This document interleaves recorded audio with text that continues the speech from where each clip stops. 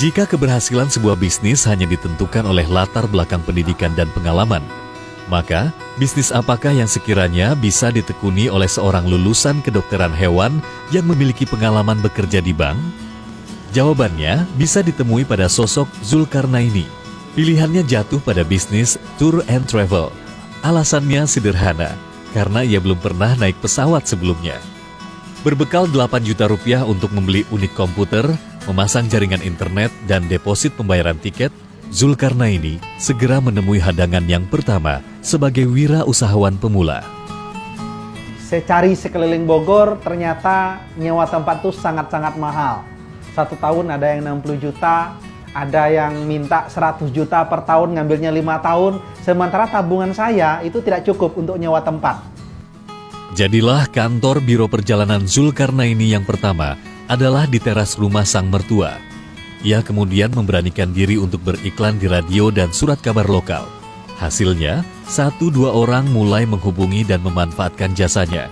Hanya saja, semua masih dengan sistem yang sangat merepotkan. Waktu saya memulai buka travel, saya bekerja sama travel agent lain itu sangat susah. Boleh saya bekerja sama, tapi bookingnya harus via telepon. Terus kalau jadi tiketnya saya harus ambil ke sana menggunakan namanya LG. Akhirnya saya lihat ini susah banget memulai ini. Beruntung, sistem yang merepotkan itu tidak berlangsung lama. Seiring dengan semakin meningkatnya kualitas sumber daya manusia yang melek teknologi, berkembang dan diberlakukanlah sistem elektronik tiket. Berbekal kemampuan IT yang mumpuni, Zulkarnaini kemudian menciptakan dan mengembangkan sistem travel keagenan. Sistem yang memudahkan siapapun yang ingin menjadi agen travel ini pada mulanya mendapat kecaman banyak pihak. Itu adalah artinya sampai-sampai karyawan saya nggak nyaman bekerja. Mereka pengen keluar karena tiap hari diteror sama travel agent. Wah, apa-apa nih MBC men-share, membagi ID ke orang sembarangan. Gitu.